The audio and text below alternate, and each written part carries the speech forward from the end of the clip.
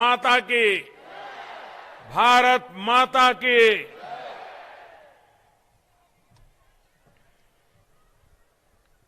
मैं सबसे पहले तो उत्तराखंड भारतीय जनता पार्टी के सभी नेताओं का, कार्यकर्ताओं का हृदय से अभिनंदन करता हूं। मैं कल्पना नहीं कर सकता हूं कि पहाड़ों में इतने जल्दी इतना बड़ा जैन सैलाब, इतनी बड़ी भीड़। मैं उधर पहाड़ की चोटियों पर, घरों पर लोग खड़े देख रहा हूं, पूरा रास्ता भरा हुआ देख रहा हूं। उन्हें सुनाई भी नहीं देता होगा, उसके बावजूद भी इतनी बड़ी तादाद में आप आशीर्वाद देने के लिए आए।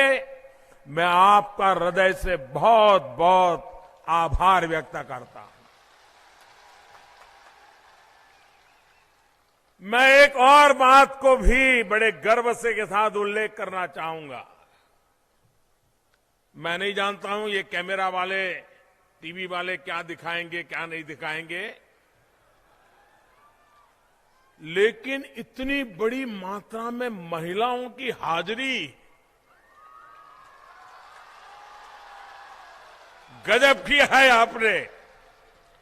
और दूसरी बात, आम सभा में महिलाओं को किसी कोने में बिठा देते हैं।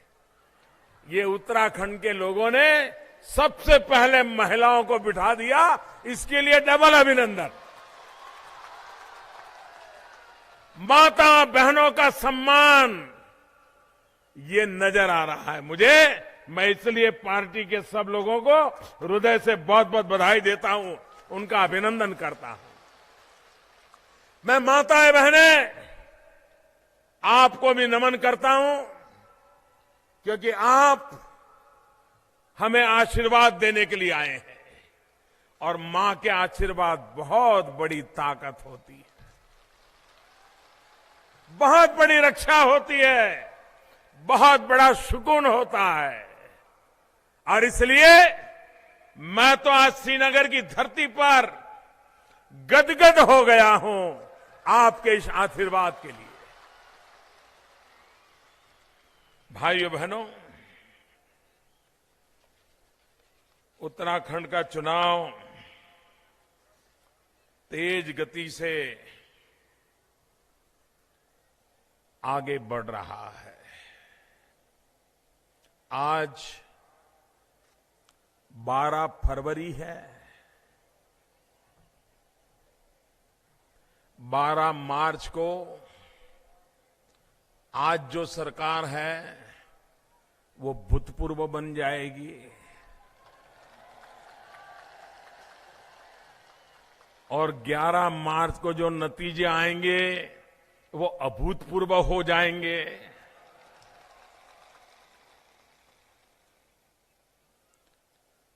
भाइयों बहनों, अटल बिहारी वाजपेयी जी ने हमारे देश को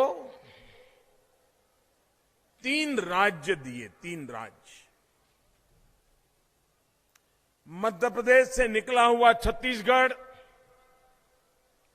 बिहार से निकला हुआ झारखंड और उत्तर प्रदेश से निकला हुआ उत्तराखंड।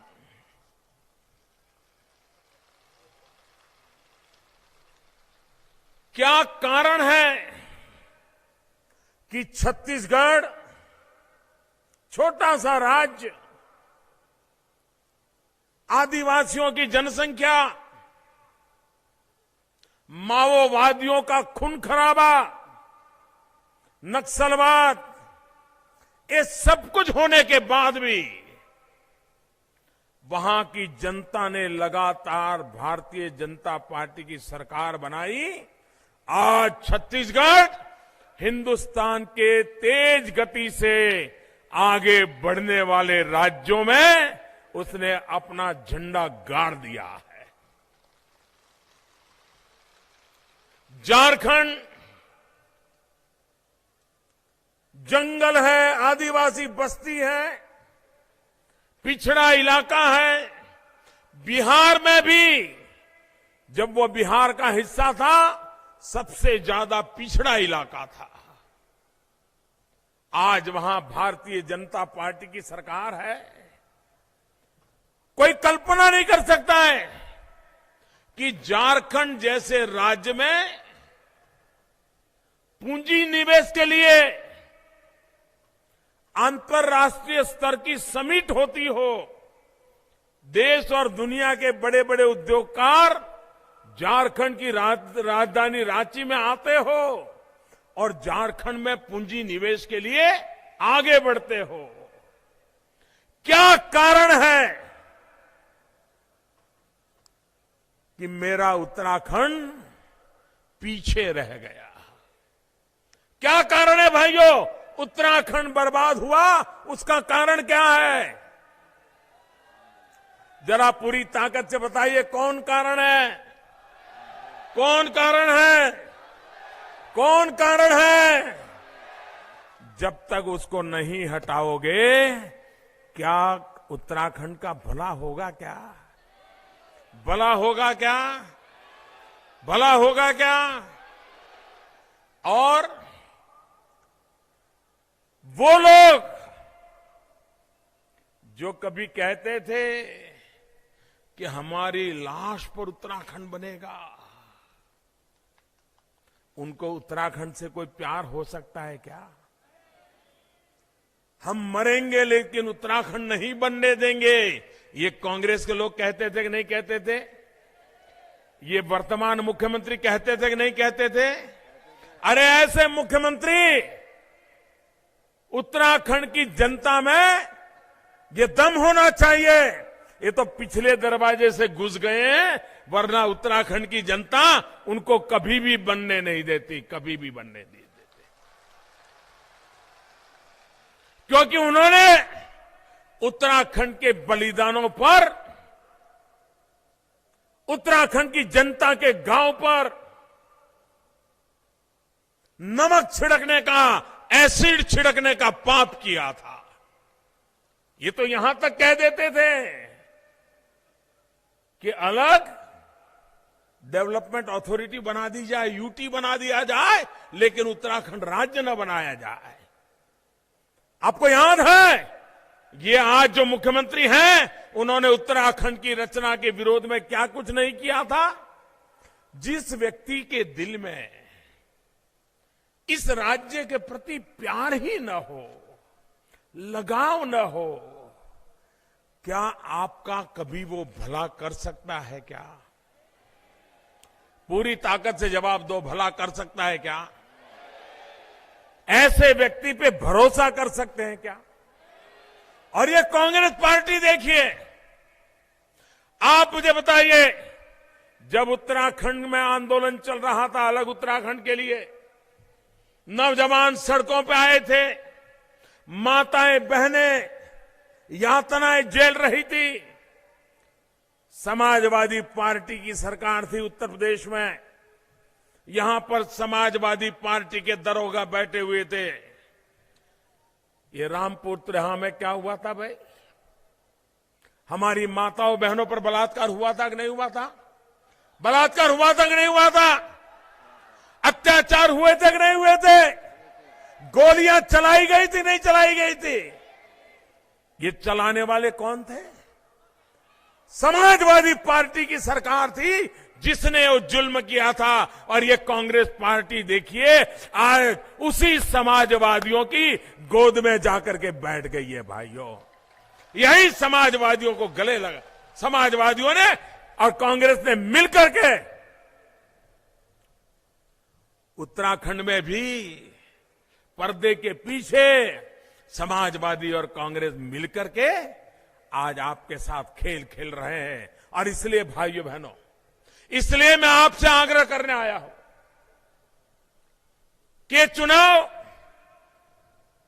सिर्फ यहां की सरकार हटे इसके लिए नहीं है। ये चुनाव ये मुख्यमंत्री को सजा दे दे इतने से पूरा नहीं होने वाला है। ये चुनाव इसलिए है कि हमें उत्तराखंड का भाग्य बदलना है भाइयों बहनों। कौन कहता है बदला नहीं जा सकता है? हर बार यहां के ऐसे नेता लोग रहे जो प्रकृति को दोष देते रहे, यहां तो ये दिक्कत है, वहां तो वो दिक्कत है। अरे बाप, दोष मत दीजिए, ये तो सामर्थ्य की भूमि है, संकल्प की भूमि है, ये तपस्या की भूमि है। जितना सामर्थ्य इस धरती पर है शायद ही कहीं होगा। यहां इतना सामर्थ्य है कि पूरे हिंदुस्तान की रक्षा करता है।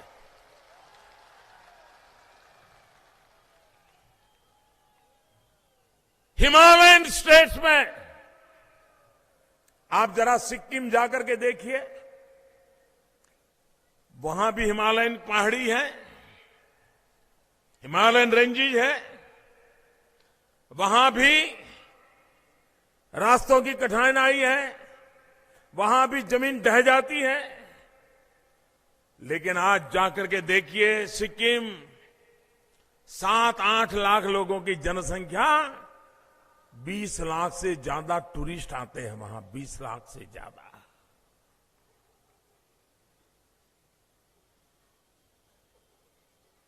हिंदुस्तान का पहला ऑर्गेनिक स्टेट सिक्किम बन गया। भाइयों बहनों, यहां तो 125 करोड़ हिंदुस्तानी जीवन में कभी न कभी मां गंगा जी में डुबकी लगाने के लिए आना चाहते हैं, 4 धाम की यात्रा करने के लिए आना चाहते हैं। सुविधा हो या ना हो, कष्ट पड़े तो भी यहां तक आने के लिए कश्मीर से कन्याकुमारी, अटक से कटक, हर हिंदुस्तानी यहां आने के लिए लालायित रहता है। इस देवभूमि को किसी यात्री को बुलाने के लिए एडवर्टाइजमेंट करनी पड़े, ऐसा नहीं है जी। मैं तो हैरान हूं, यहां ऐसी सरकार है, जब कपाट बंद हो जाते हैं केदारनाथ जी, बद्रीनाथ जी के, तो उसकी टीवी पे एडवर्टाइजमेंट शुरू होती है कि बद्रीनाथ केदारनाथ के दर्शन के लिए आइए। बस समझा पा रहा हूं आपको। जब कपाट बंद हो जाते हैं, जाना आना बंद हो जाता है, ये टीवी पे एडवर्टाइजमेंट देते हैं। जब कपाट बंद हो जाते हैं तो उस एडवर्टाइजमेंट का क्या लाभ है? ये पैसे किसके हैं? क्यों खर्च करते हो भाई? जब कपाट खुले हो, दर्शन हो रहे हो, तब तो आप एडवर्टाइजमेंट दो देश भर के लोगों को, मैं समझ सकता हूं। और लेकिन मैं कहना चाहता हूं, देवभूमि पर आने के लिए इस देश के किसी व्यक्ति को समझाना पड़े, इसकी जरूरत ही नहीं है। सिर्फ यहां व्यवस्थाएं कड़ी करो, देश के लोग यहां आना शुरू हो जाएंगे। भाइयों बहनों, टूरिज्म की सफलता 2 बात पे होती है। एक, आने का मन कर जाए, और दूसरा, रहने का दिल कर जाए। वो जितनी रात ज्यादा रुकेगा, उतना ज्यादा खर्चा करेगा, उतनी ज्यादा यहां की इकोनॉमी बढ़ेगी। अगर रात को रुकता है तो खाना खाएगा, जहां रुकेगा वहां पैसा देगा, सुबह चाय पिएगा तो नाश्ता करेगा, पानी करेगा तो खर्चा करेगा। लेकिन आते ही कार से उतरा, भगवान को माथा टेका, भाग गया, तो टूरिज्म डेवलप नहीं होता है। और इसलिए भाइयों बहनों, हम उत्तराखंड में प्रवासन की, पर्यटन की हर व्यवस्था को प्राथमिकता देना चाहते हैं। और ये जिम्मेवारी सिर्फ उत्तराखंड सरकार की नहीं होगी, केंद्र में आपने मुझे बिठाया है, मैं भी अपनी जिम्मेवारी निभाऊंगा।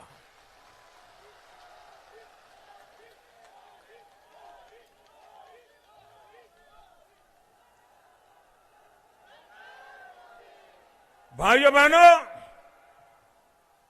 4 धाम, 12मासी रास्ता, ऑल वेदर रोड, क्या आजादी के 70 साल के बाद ये नहीं हो सकता था क्या?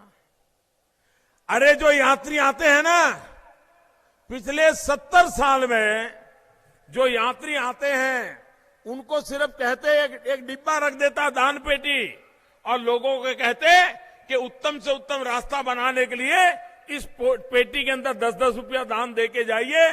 मैं समझता हूं देशवासियों ने इतना दान दिया होता कि आज वो रोड बन गए होते, लेकिन इनको सूझी नहीं।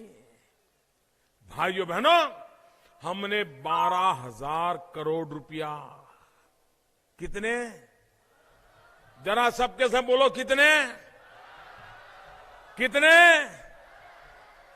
12,000 करोड़ रुपयों की लागत से 4 धाम के बारमासी रोड बनाने का फैसला किया है।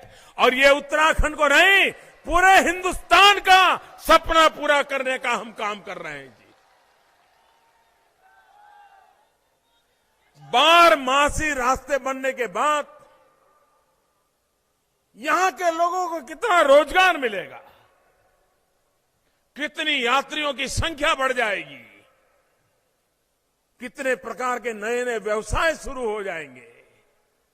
भाइयों बहनों, उत्तराखंड में इतनी ताकत है। यहां का पहाड़ हो, यहां की पानी हो, यहां की जवानी हो, ताकत से भरा हुआ है भाइयों बहनों।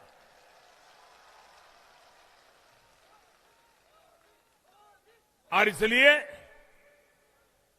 हम रेलवे में भी बहुत बड़ा काम करना चाहते हैं। आप जानते हैं रेलवे का काम तेज गति से चल रहा है और उस रेलवे का नेटवर्क भी पहाड़ों में भी खड़ा हो सकता है और हमारी सरकार उस बात को भी आगे बढ़ाना चाहती है। रेल बनने तक हजारों लोगों को रोजगार भी देती है और बनने के बाद नए रोजगारों को जन्म देती है।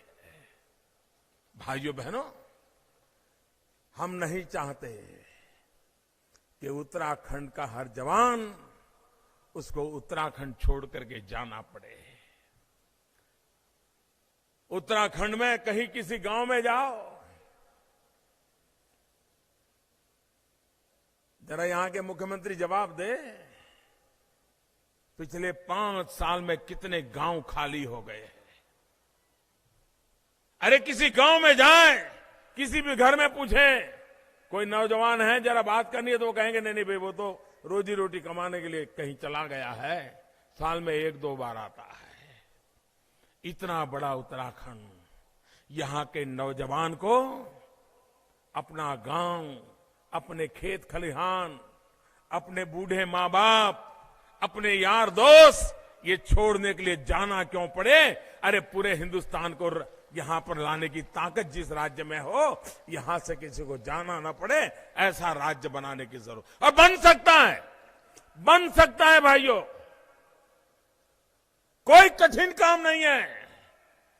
मकसद चाहिए, समर्पण चाहिए, संकल्प चाहिए, जनता जनार्दन का साथ चाहिए। सबका साथ सबका विकास होके रहता है। भाइयों बहनों, जिस प्रकार से यात्रियों के लिए इसका आकर्षण है, सदियों से है,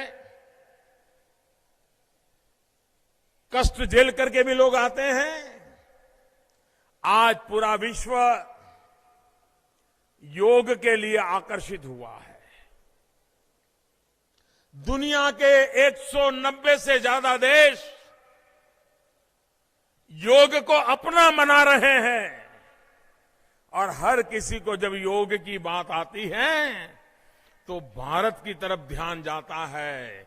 और योग की बात भारत की तरफ ध्यान जाता है तो सबसे पहले उनको हरिद्वार और ऋषिकेश दिखाई देते हैं। भाई, पूरी दुनिया में योग के लिए लोगों को आकर्षित करने की ताकत ये उत्तराखंड के हर चोटी पर है, हर पहाड़ी पर है भाइयों, हर गांव में वो सामर्थ्य है।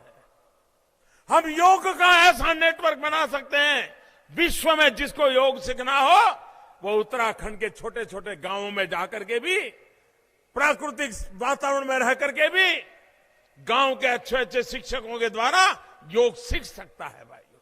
और पूरा विश्व योग एक बड़ा टूरिज्म के लिए उत्तराखंड का अवसर है। योग टूरिज्म को बढ़ावा देना है। भाइयों बहनों, आज हिंदुस्तान का नौजवान टीवी देखता है, दुनिया भर की चैनल देखता है, उसको भी लगता है कुछ एडवेंचर, कुछ साहस करें। उत्तराखंड के पहाड़ों से बड़ा, यहां के गंगा के धोध से बड़ा एडवेंचर टूरिज्म के लिए कोई जगह नहीं हो सकती है। पूरे हिंदुस्तान के और दुनिया के नौजवानों को साहसिक टूरिज्म के लिए, एडवेंचर टूरिज्म के लिए हम यहां निमंत्रित कर सकते हैं। हेल्थ टूरिज्म के लिए निमंत्रित कर सकते हैं। रिक्रिएशन एंटरटेनमेंट टूरिज्म के लिए आकर्षित कर सकते हैं। पूरा बॉलीवुड, ये बॉलीवुड फिल्मों के शूटिंग के लिए उसको बाहर क्यों ना जाना पड़ रहा है भाई? क्या हमारे उत्तराखंड में वो सौंदर्य नहीं है जहां फिल्में बन सकती है? यहां के नौजवानों को रोजगार नहीं मिल सकता है? लेकिन उसके लिए एक दृष्टि चाहिए, विजन चाहिए। पूरे बॉलीवुड को ये उत्तराखंड की गलियों में शूटिंग के लिए लाने के लिए हम प्रेरित कर सकते हैं, व्यवस्थाएं विकसित कर सकते हैं भाइयों। और इसलिए भाइयों बहनों, प्रवासन, पर्यटन, ये उत्तराखंड के विकास को नई ऊंचाइयों पर ले जाता है। और इसलिए भाइयों बहनों, उत्तराखंड में भारतीय जनता पार्टी की सरकार विकास के मुद्दे पर आपसे वोट मांग रही है। विकास के मुद्दे को आगे बढ़ाने के लिए वोट मांग रही है। यहां दूसरी ताकत है पर्यावरण। पर्यावरण की रक्षा भी होनी चाहिए। आप देखिए, हमारे पड़ोस में एक देश है भूटान, पर्यावरण के क्षेत्र में नमूना रूप काम किया है। वो भी हिमालय की पहाड़ियों में है, छोटा सा देश है। भाइयों बहनों, हमारा उत्तराखंड भी पूरे विश्व के लिए पर्यावरण की दृष्टि से एक बहुत बड़ा आकर्षण का केंद्र बन सकता है। पर्यावरण की ताकत के साथ यहां के पुरुषों में जैसे दम है, वैसा ही यहां की मातृशक्ति भी पूरी इकोनॉमी को चलाती है जी। उत्तराखंड की इकोनॉमी को बढ़ावा देने का काम ये मेरी माताएं बहनें कर रही है। उनका कौशल्य, उनका सामर्थ्य, उनके हाथों में हुनर अद्भुत है। भाइयों बहनों, पुरुष सीमा पर जाकर के मां भारती के लिए मर मिटता है और माताएं बहनें यहां के आर्थिक जीवन को चलाने का सामर्थ्य दिखाती हैं। ऐसा अद्भुत समाज ये देव दुर्लभ है। देवभूमि में देव दुर्लभ समाज है। यही तो हमारी सबसे बड़ी ताकत है।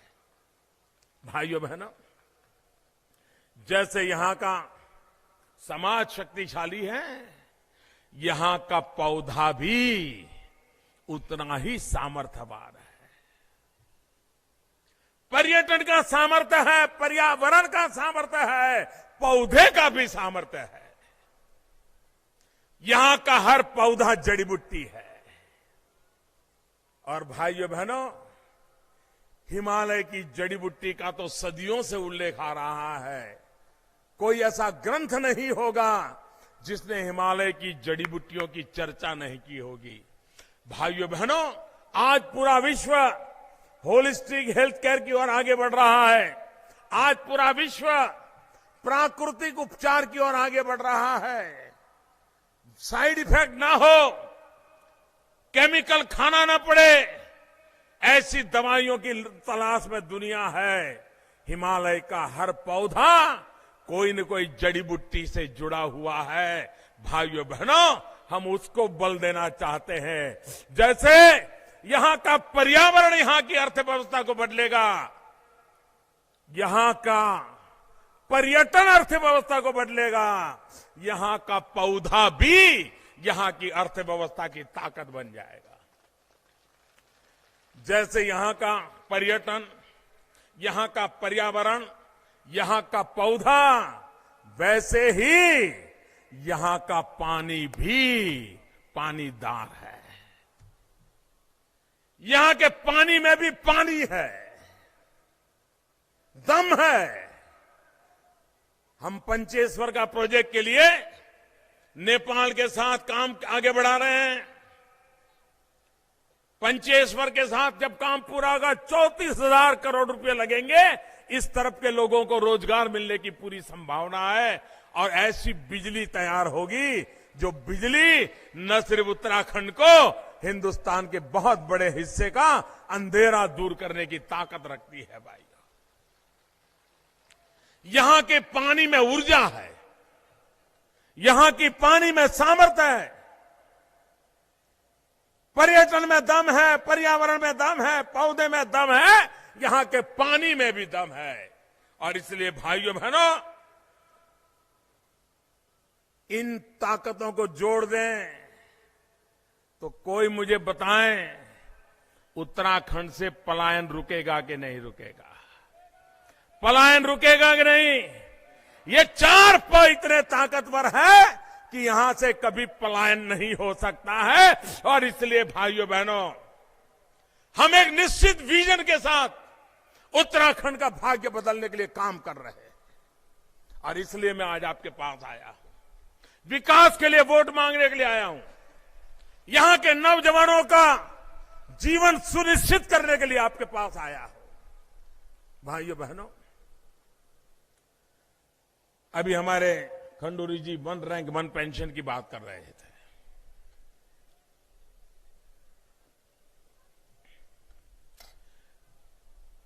कांग्रेस वालों ने 40 साल तक 1 रैंक 1 पेंशन के मामले को लटकाए रखा। मैं ये तो समझ सकता हूं कि उनके पास पैसे नहीं हो और न कर पाए। मैं ये भी समझ सकता हूं कि उनकी प्रायोरिटी हो न कर पाए। दुख तो मुझे इस बात का हुआ कि प्रधानमंत्री बनने के बाद मैंने इस मसले को हाथ में लिया। खंडूरी जी बार बार मुझे मिलते थे, इस बात को लेकर के वो लगातार मुझसे बात कर रहे थे। मैंने डिपार्टमेंट को कहा कि जरा भाई मुझे बताइए क्या हाल है इसका। आप हैरान हो जाएंगे, 6-8 महीने तक सरकार के पास निवृत्त सैनिक कितना पेंशन, कितना 1 रैंक 1 पेंशन होगा, कोई हिसाब किताब ही नहीं था। इससे बड़ी कोई बेईमानी नहीं हो सकती। आप दो न दो अलग बात है, कम से कम फाइल पे तो देखते क्या प्रॉब्लम है। कम से कम जब जवान आपको मिलते थे उसको गंभीरता से लेकर के डिपार्टमेंट को काम तो देते हैं। भाइयों बहनों, मुझे दुख के साथ कहना पड़ता है, कई ऐसे निवृत्त सैनिक हैं, उनका अता पता ढूंढने में भी मुझे आंखों पानी आ गया। आंखों, कोई हिसाब किताब ही नहीं था। अरे देश के लिए जान की बाजी लगा दी, अपनी जवानी खपा दी, अब घर में निवृत्त होकर के बुढ़ापा गुजार रहा है और सरकार के पास पता ही नहीं है। मैंने सारी सर्च डिपार्टमेंट को लगाया, गांव गांव जाकर के पुराने सारे रिकॉर्ड निकाल करके हिसाब किताब लगा रहा हूं।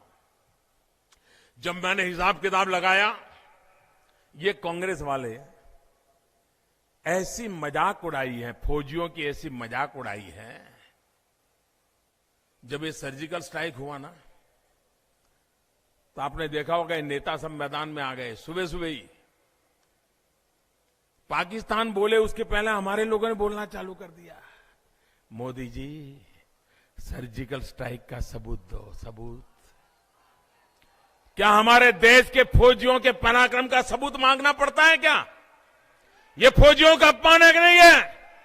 फौजियों का अपमान है कि नहीं भाइयों, जरा बताइए। ये फौजियों का अपमान है कि नहीं है?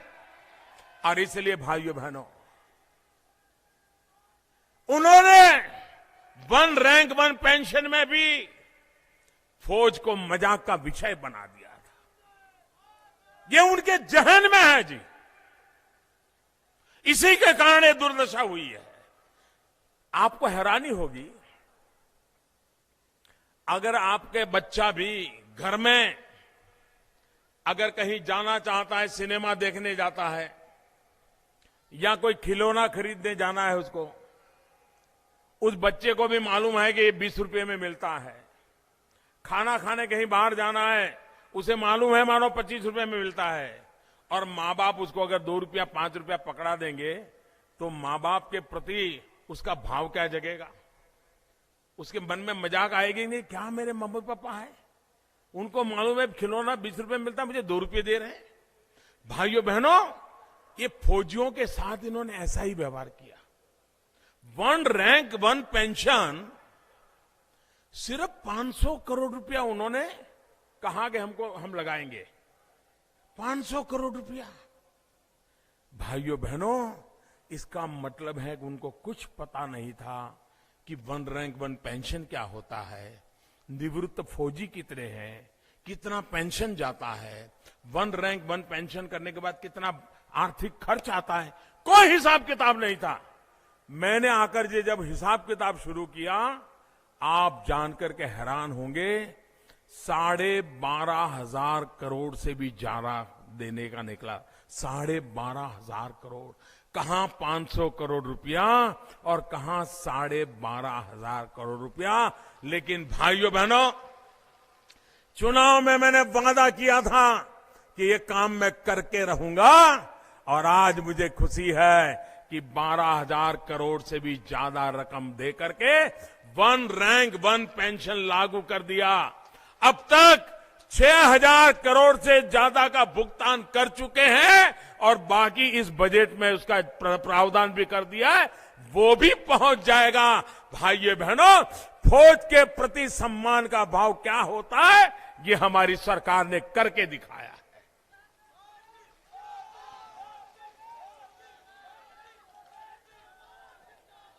भाइयों बहनों, हमने सर्जिकल स्ट्राइक किया। देश के सेना के जवान कब तक मार झेलते रहेंगे? कब तक दुश्मनों का वार झेलते रहेंगे? भाइयों बहनों, वक्त बदल चुका है, दिल्ली में सरकार बदल चुकी है। मेरे देश का फौजी अब वार नहीं सहेगा, वो प्रतिवार करेगा, प्रतिवार करेगा जी। भाइयों बहनों, आप मुझे बताइए, हमारे देश में, जरा पूरी ताकत से मुझे जवाब देना, और दूर दूर से जवाब आनी चाहिए। जवाब दोगे? जरा पीछे से जवाब दोगे? ये माताएं बहनें जवाब दोगे? आप मुझे बताइए, हमारे देश को भ्रष्टाचार ने बर्बाद किया है कि नहीं किया है? भ्रष्टाचार ने तबाह किया है कि नहीं किया है? भ्रष्टाचार बर्बादी लाया है कि नहीं लाया है? भ्रष्टाचार जाना चाहिए कि नहीं जाना चाहिए? भ्रष्टाचार जाना चाहिए कि नहीं जाना चाहिए? भाइयों बहनों, इन भ्रष्टाचारियों ने काला धन और भ्रष्टाचार की जुगलबंदी चली हमारे देश में। जिसको पद मिला उसने लूटने का मौका नहीं छोड़ा। ये देवभूमि को भी इन लोगों ने लूट भूमि बना दिया, लूट भूमि बना दिया। और कैमरा के सामने पकड़े गए, लेती देती की चर्चा कर रहे थे। अवैध खनन, शराब माफिया, शराब के ठेके, यही इनके उद्योग हो गए। तबादला उद्योग, ट्रांसफर उद्योग, बदली पोस्ट का उद्योग, शराब के ठेका का उद्योग, अवैध खनन का उद्योग। भाइयों बहनों, जब हमने नोटबंदी की 8 तारीख रात को 8 बजे इनके छक्के छूट गए। ये थप्पे के थप्पे भर करके रखे थे, अब वो 3 महीने हो गए मोदी को गाली देना बंद नहीं कर रहे। जहां भी जाते हैं मुझे बताइए भाइयों, जिन्होंने गरीबों का लूटा है वो उनको लौटाना चाहिए कि नहीं लौटाना चाहिए? जिन्होंने मध्यम वर्ग को लूटा है उनको लौटाना चाहिए कि नहीं लौटाना चाहिए? भाइयों बहनों, मैं आपको वादा करता हूं, मैं जब तक बैठूंगा न चैन से बैठूंगा न इनको चैन से बैठने दूंगा। क्या कर लेंगे ये? क्या कर लेंगे? अनाप शराब मोदी पर आरोप लगाएंगे, झूठी बातें फैलाएंगे, तकलीफें पैदा करेंगे। अरे सब कुछ झेल लूंगा, मेरे देश के गरीबों के लिए झेलने का मुझे गर्व होता है। ये लड़ाई बंद होने वाली नहीं है। भाइयों बहनों, इस देश की तबाही कोई व्यापारियों के कारण नहीं आई है। कोई छोटा व्यापारी होगा, कोई गांव का छोटा डॉक्टर होगा, कोई छोटा वकील होगा, हो सकता है 1,000 रुपया फी लेने के बजाय वो 1,200 रुपया ले ली होगी। हो सकता है सरकार को 100 रुपया देना चाहिए, उसने 90 रुपया दिया होगा। लेकिन ये वो लोग हैं जिन्होंने अपने पसीने से कमाया है। छोटा व्यापारी होगा तो भी उसने अपने पसीने से कमाया है। बर्फ पड़ती होगी तो भी दुकान खोल करके बैठा होगा, तब जाके कमाया होगा। उन्होंने देश को लूटा नहीं है। देना चाहिए उतना शायद नहीं दिया होगा, लेकिन देश को उन लोगों ने लूटा है जिन्होंने पद पर बैठ करके पद का दुरुपयोग किया है। चाहे वो बाबू लोग हो, चाहे नेता लोग हो, चाहे थानेदार हो।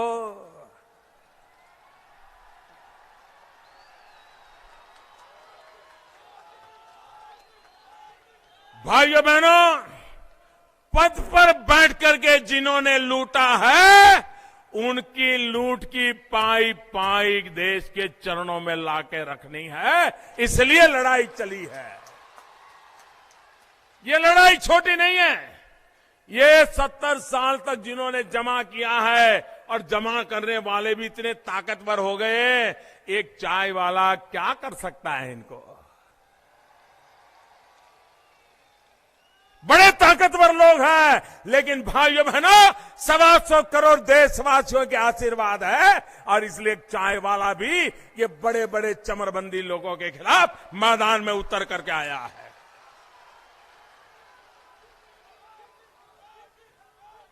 भाइयों बहनों, ये मेरे लिए राजनीतिक कार्यक्रम नहीं है। राजनीति करने के लिए मैंने नोटबंदी नहीं की है। मैं गरीबी में पैदा हुआ हूं, गरीबी में पला हूं, मैंने गरीबी को जिया है, और इसलिए गरीबों के लिए ये जंग कर रहा हूं भाइयों, इसलिए गरीबों के लिए जंग कर रहा हूं। मुझे आपके आशीर्वाद चाहिए, पूरी ताकत से मुझे आपके आशीर्वाद चाहिए भाइयों बहनों। इस देश को भ्रष्टाचार और काले धन से मुक्त कराने की लड़ाई में देश को सफल होना है, और इस बीमारी से मुक्त होना है। भाइयों बहनों, विकास की नई ऊंचाइयों पर देश को ले जाना है। मेरी माताएं बहनें यहां बैठी हैं।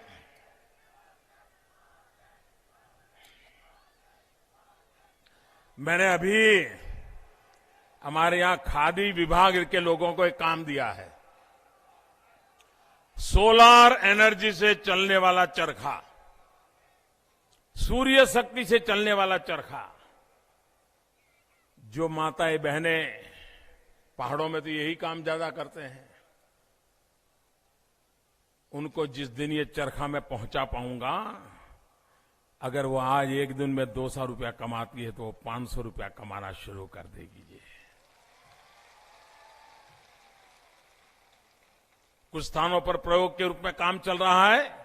जैसे ही उसका परफेक्ट व्यवस्था हो जाएगी, उत्तराखंड के पहाड़ों में रहने वाली माताओं बहनों को उसका लाभ मिलने वाला है।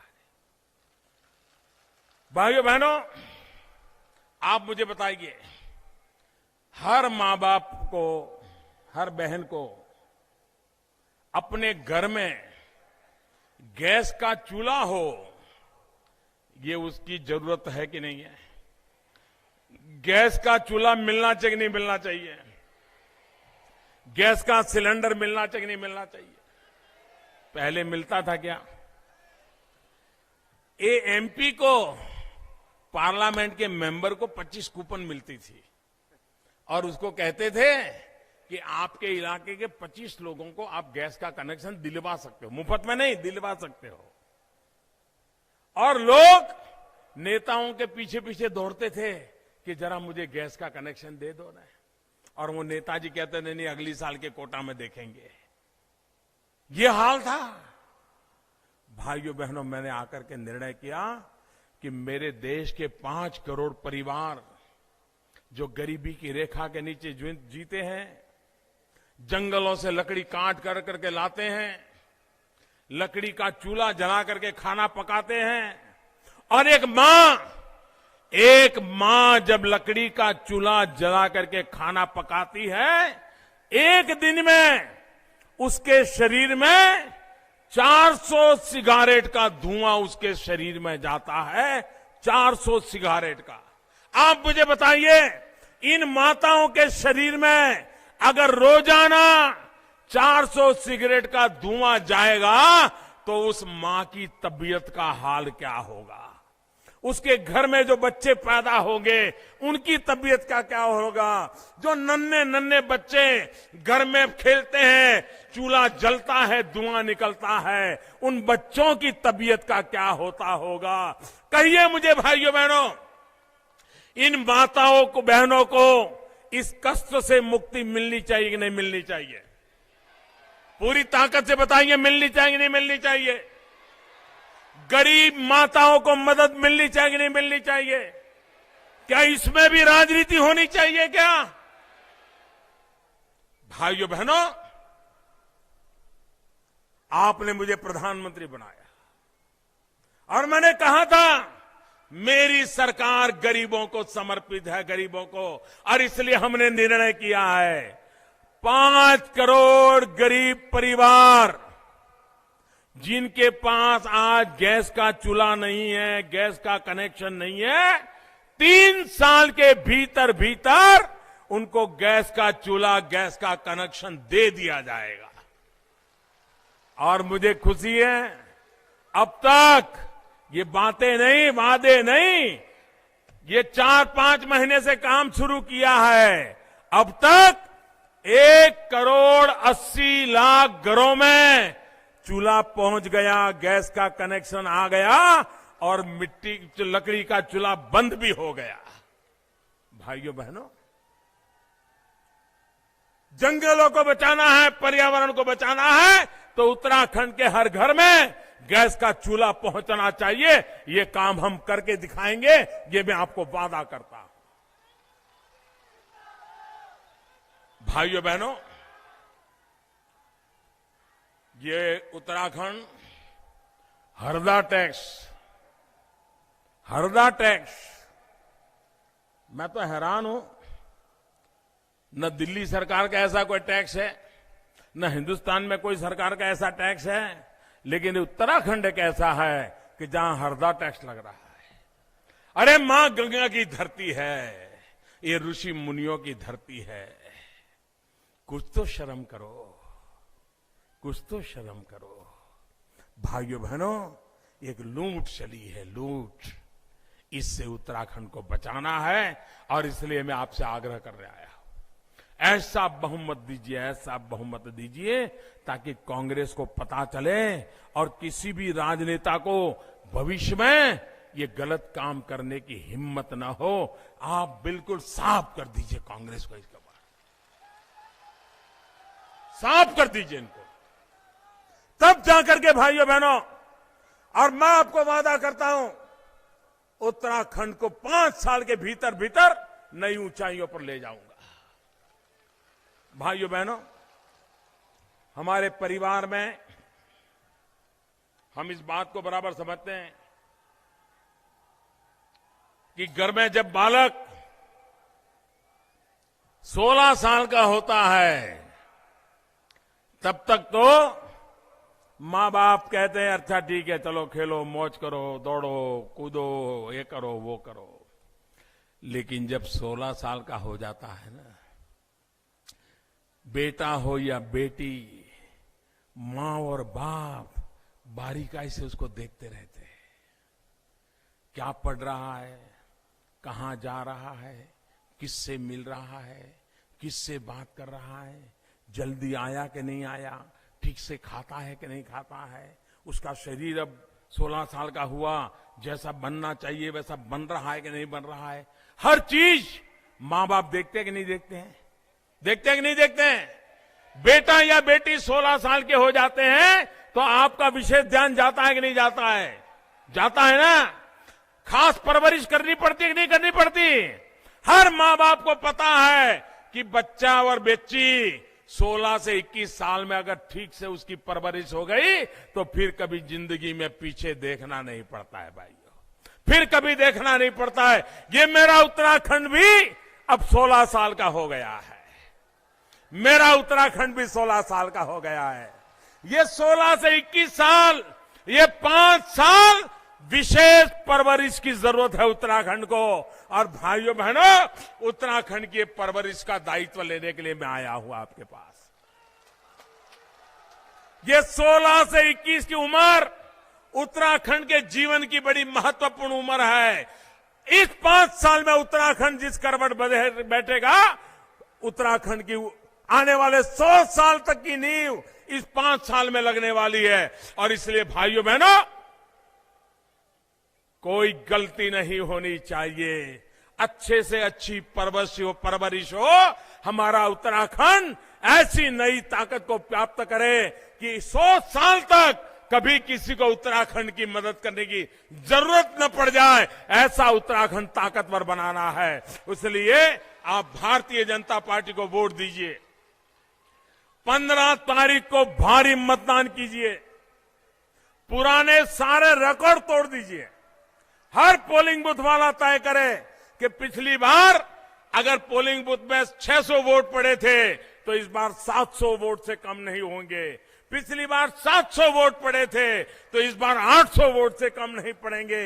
इस प्रकार से आप करें। और ये तो पहाड़ है, ठंड होती है, उसके बाद भी मैं कहूंगा पहले मतदान फिर जलपान, पहले मतदान फिर जलपान। 15 तारीख को कमल के निशान पर बटन दबा करके उत्तराखंड का भाग्य बदलने का फैसला कीजिए। मेरे साथ पूरी ताकत से बोलिए, भारत माता की, भारत माता की, भारत माता की, भारत माता की। बहुत बहुत धन्यवाद।